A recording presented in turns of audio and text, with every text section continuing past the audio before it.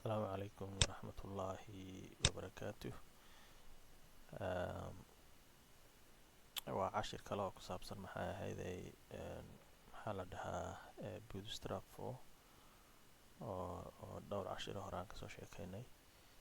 maanta cashirkan waxaan rabay inaan idinku tuso maxay ahayday wax la yidhaahdo modals oo sida aletka oo kale ah. bootstrap waxay ku sameeyeen maxay ahayday iyagoo isticmaalaya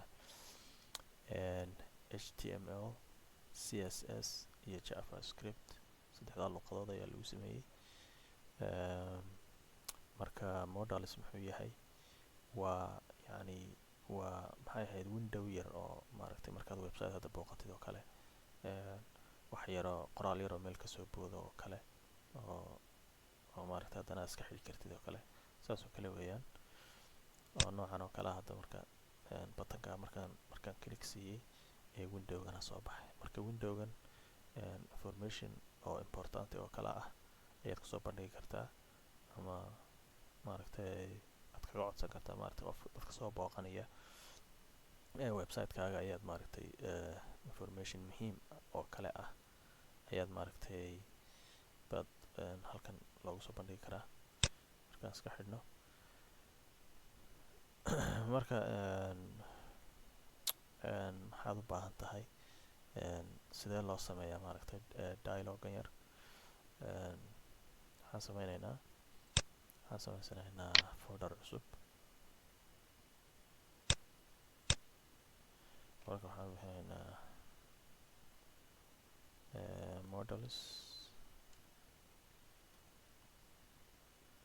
modals ayaan bixinaynaa, kadibna Visual Studio Code ayaan ku furaynaa. waan soo jiiday oo markaa editorka ayaan duldhigay Visual Studio Code.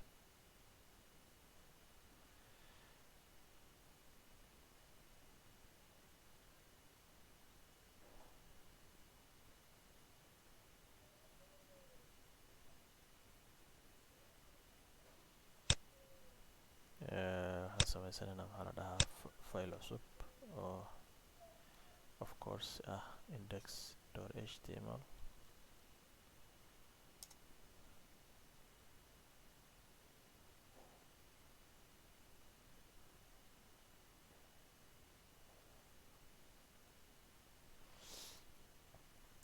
kabacdi waxaan u baahanay maxaa la dhahaa bootstrap cdn ayaan soo qabsanaynaa. marka website-kan ayaan rabay inaad intuso ood ka baran kartid casharaan badan baad ka heli kartaa oo ku saabsan web development. waxaa la dhahaa free code camp. waa kan free code camp ayaa la yidhahdaa. free code camp ayaa la dhahaa.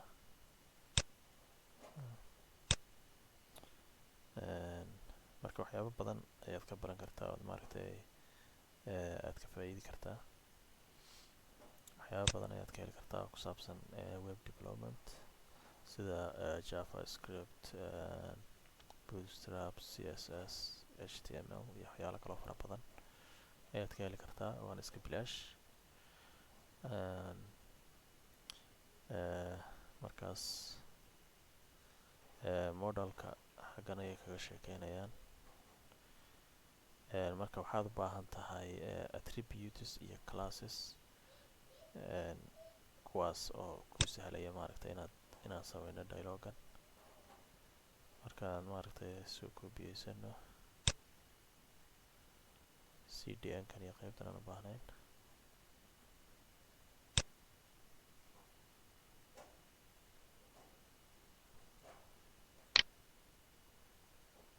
koobi aan dhahno waxa dhan.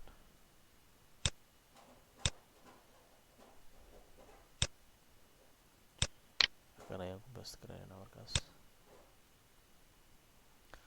marka waa bodigii modalkan. marka waxaad u kala qaybinaysaa 3 qaybood. waa button ayaad sameysanaysaa marka hore. buttonkani waa kii marka aad maaragtay click siisa aad ku dhufato uu soo baxaya maaragtay aad ku furaysay weeyaan. opening waxa weeyaan waa yacni waad ku furaysaa maaragtay dialoga ayaad ku furaysaa.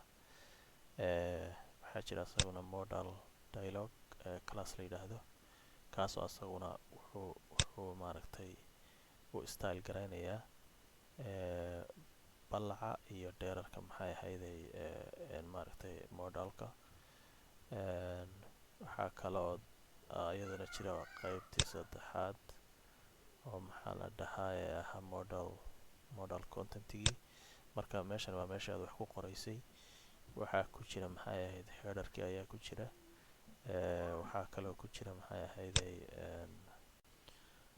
marka muhiimaddu waxaa weeyaan maaragtay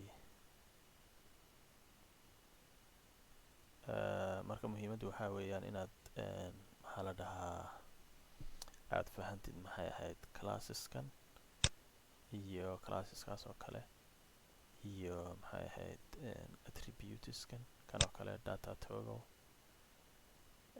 waxyaabahaas markaad iyo data target oo kale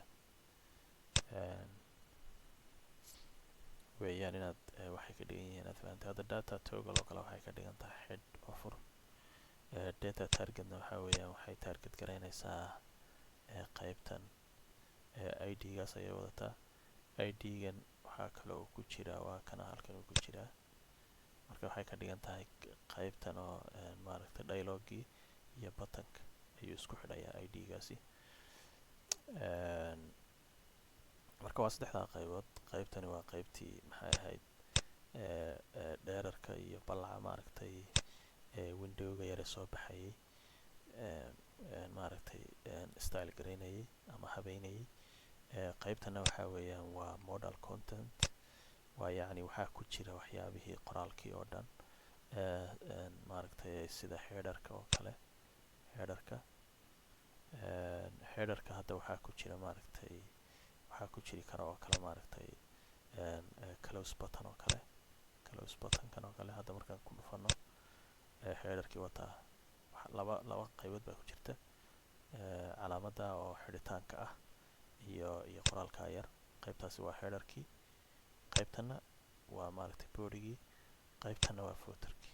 marka saddexdaa qaybood ayuu hadda leeyahay modelkeenan. laakiin waxaa body contentiga waxaad rabtid ayaad gelin kartaa, form baad xataa gelin kartaa meeshan. maaragtay body contentiga waxaad rabtid baad gelin kartaa. hadda inagu halkan headerka waxaa noogu jira buttonka oo maaragtay close-kii ah. hadda under timeskaasi waa calaamadda maxay ahayd x-ga. h4na waa qaybtii kale iyadana modal headerka aan arkayna markii dhaweyto. headerku marka waa diffkaas ayuu header ka kooban yahay. diffkan kaleetana waa maxay ahayd bodygii weeyaan, modal body, oo adoo classkan ayaad maaragtay ku install garanaysaa. classkan modal bodygaas ayaa wuxuu u sheegayaa maaragtay bootstrap inaan rabno qaybtani modalka calooshiisa inay tahay ama bodygiisii. markaasa marka haddaan tuso markaan ku dhufanay buttonka do you wish to continue, waa qaybta dhexda ku jirta. halkaa haddaad rabtid waxaad gelin kartaa, hadda form baad gelin kartaa, waxaad rabtid baad gelin kartaa. marka qoraalkan ama sawir baad gelin kartaa, waxaad rabtid baad gelin kartaa, ma garatay. waxaa kale oo asaguna qaybta saddexaad oo maaragtay modal contentiga ka mid ah diff kale oo asaguna footerkii ah oo qaybtii ugu dambeysa. footerkuna badanaa wuxuu leeyahay close buttonkaas oo kale ayaad u samayn kartaa. marka halkan element ayaa ku dhex jira oo buttonka ah oo wata maxay ahayd data dismiss attributekan data dismiss weynaya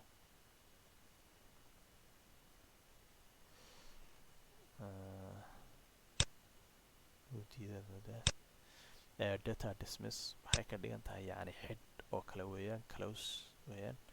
marka waxaad u baahan tahay hadda waxaad ku samayn kartaa kale buttonkii oo classkan wata, yacni classkan asagu waa buttonka samayntiisa uun, oo markaad rabtid button inaad samaysatid class adoo isticmaalaya bootstrap classka ayaad isticmaalaysaa.